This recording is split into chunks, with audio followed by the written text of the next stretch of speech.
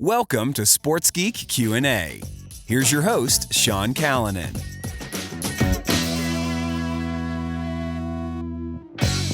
Yes, I'm Sean Callanan from Sports Geek, and this is Sports Geek Q&A. Remember, you can send in your question these ways. You can go to sportsgeekhq.com/questions, and you can submit your question there, or you can send me a message via Twitter at Sean Callanan or at SportsGeek. Or you can hit me up on my Facebook. Sean Callanan Speaks is where you'll find me on Facebook. Or you can send me an email, sean@sportsgeekhq.com.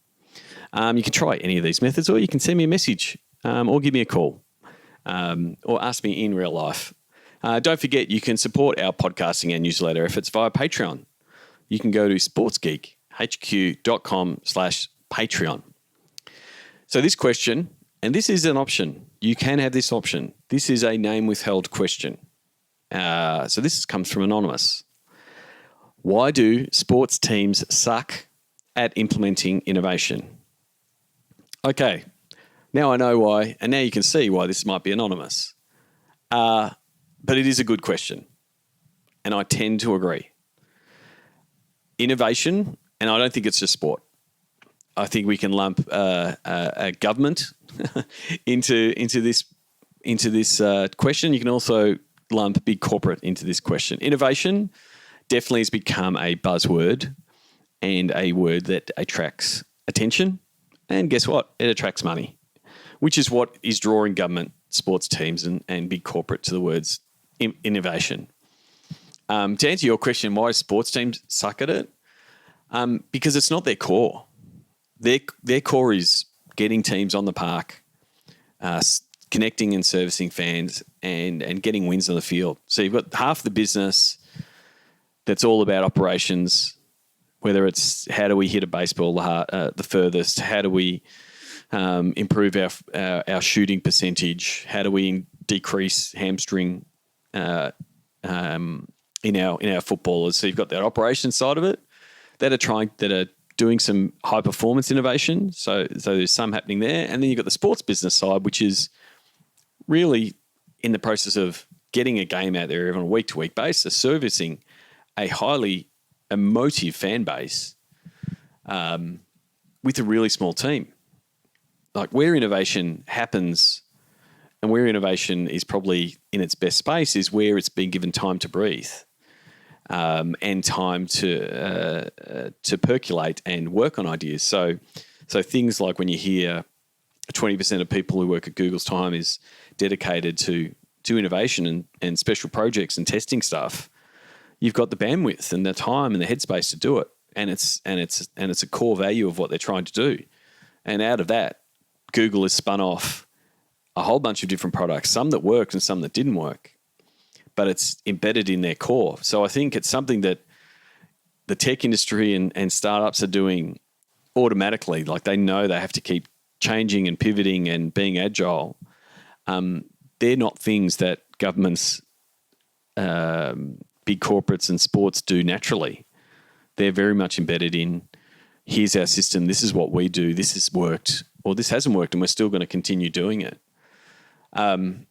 So currently the model is if you want to be part of sports, if you want to be part of innovation, it's tacking yourself along with a accelerator potentially. And sort of there's a bit of box ticking happening.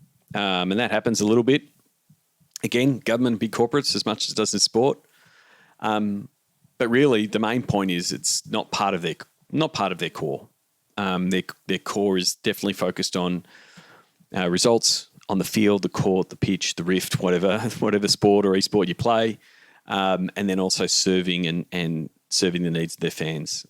Now, this is not to say, and again, name withheld. I'm trying to now protect what I'm saying here, but this is not to say there aren't teams that are being innovative, but as an overall, that's not what they want to do. They want to be seen as innovative, and they want to do things that are seen that way, but by and large, it's not part of their goal. It's not part of their DNA in the way that sports tech startups and any tech startup and the tech industry overall is sort of driven in that way. Success comes from innovating. So hopefully that answered it. Hopefully you're nodding your head. and hopefully haven't got everyone who is in the sports innovation space and the technology and the industry overall upset. I'm happy to have a discussion about it because I think that's where actual innovation comes from. A discussion of getting different parties together around ideas and getting smart people involved in a conversation around what you can do, and then what does that project look like, and how do you fund that project. Again, those things aren't natural to sport. It's not to say they couldn't do them, but they're not natural to sport. Question number 2. How do small sports get sponsors, asks Rishi Singh. His question is, hi Sean, there doesn't seem to be any small or niche sports that can do sponsorship.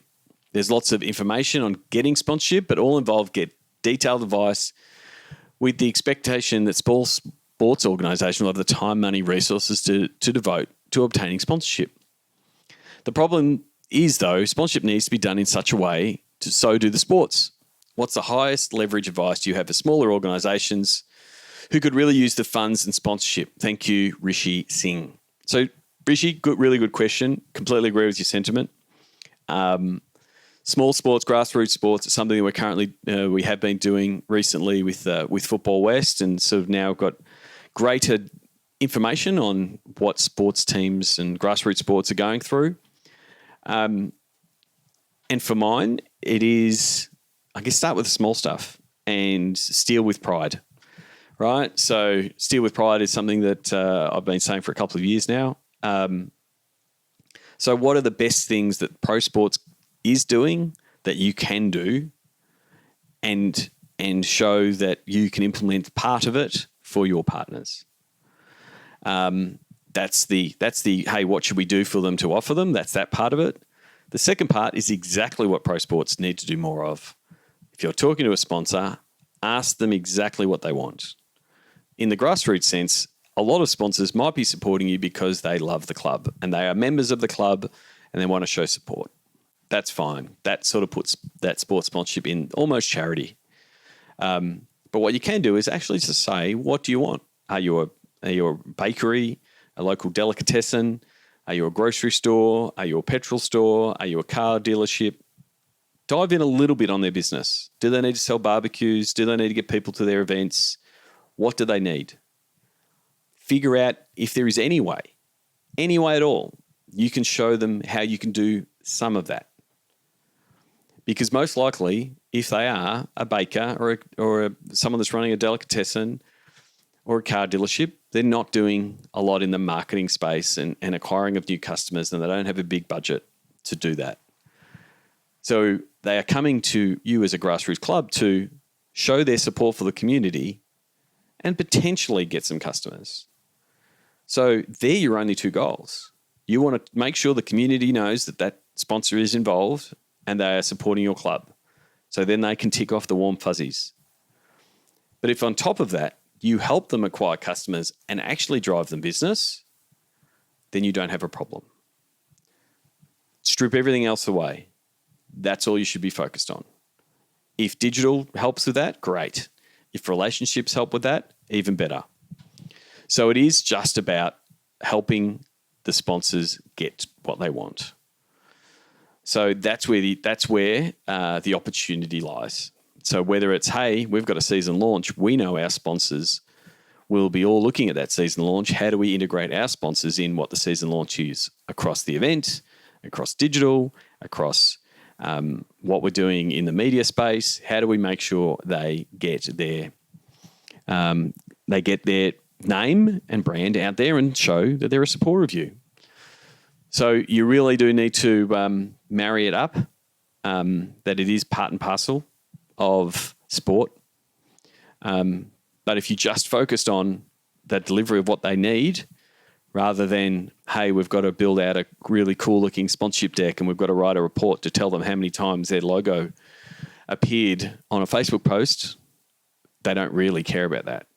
They care about selling more loaves of bread, more sausages from the butcher, and more cars. Really, if you can focus on that, that is the main thing. And be blunt. In the Know Your Pitch segment of Digital to Dollars, I asked the Spice Girl question. What do you want? What do you really, really want? Ask that question to your sponsor. Once you know that, then go, cool, this is what we're going to try to do to answer that question. Thanks, Rishi, for the question. Really good one. Question 3. I got asked this via Twitter when I announced I'm coming back. Why are you doing stand-up comedy? Thanks, Laura, who sent that in via Twitter. So if you don't know, April 1st, yes, it is April Fool's Day. I'm making my return to stage in the Melbourne International Comedy Festival. SeanCallanan.com/comedy if you want to come along and laugh at me. I mean, laugh with me. Why am I doing it? I do it to push myself in uncomfortable situations. I enjoy doing it. It's not easy to do stand-up. And one of the things that when I did it a couple of years ago, when I did the School Hard Knock Knocks stand-up comedy course, one thing I did think one benefit was I think it made me a better speaker. I've previously done an improv course, so in improvisation where you learn to think on your feet, and a lot of my questions and a lot of my answers, a lot of my questions in my interviews, a lot of my work that I've done in moderating panels and even keynotes have leaned on that skill a lot. I can think on my feet and I can come up with questions on the fly, sometimes even during the question, if you haven't noticed, and to a certain degree sort of use that as a bit of a crutch. Whereas in stand-up comedy, it's really hard to freelance it. It's really hard to stand up there and go, cool, I'm going to talk for 10 minutes and make you laugh every 30 seconds. So stand-up comedy is a real different beast, and it's a tougher beast to master. I don't think I have. I don't think I ever will. But it's a skill, one, that works on preparing, writing, and refining what I'm delivering.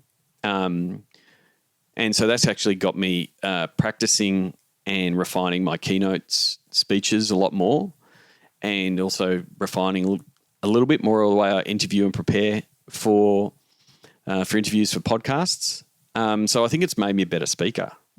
And I think it actually has also helped me as a speaker because I now know, I guess, some of the mechanics and the behind the scenes of writing a joke and the setup of the joke and how to land a joke and the twists and turns of a joke. So some of the jokes that I have shared on keynotes and on stages and that kind of stuff to get a laugh, to improve the cadence of a speech, I've used some of those skills since then. So, and really, I really do it for fun. It's such a rush.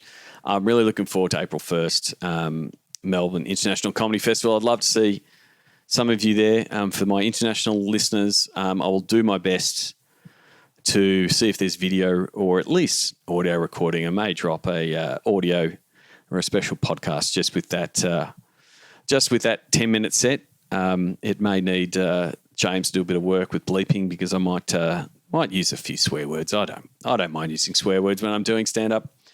But that's why I do stand up. Life's too short to not challenge yourself and not have fun. So thank you very much, Laura, Rishi, and Anonymous for that first question. Again, you can send in questions anytime on my social channels or send me an email, Sean@sportsgeekhq.com.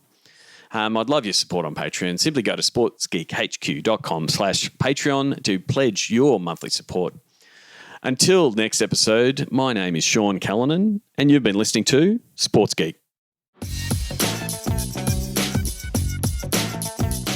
You can reach Sean Callanan via email at sean@sportsgeekhq.com. Find out more about Sports Geek's Digital to Dollars process at digitaltodollars.com. Go to sportsgeekhq.com for more sports digital marketing resources.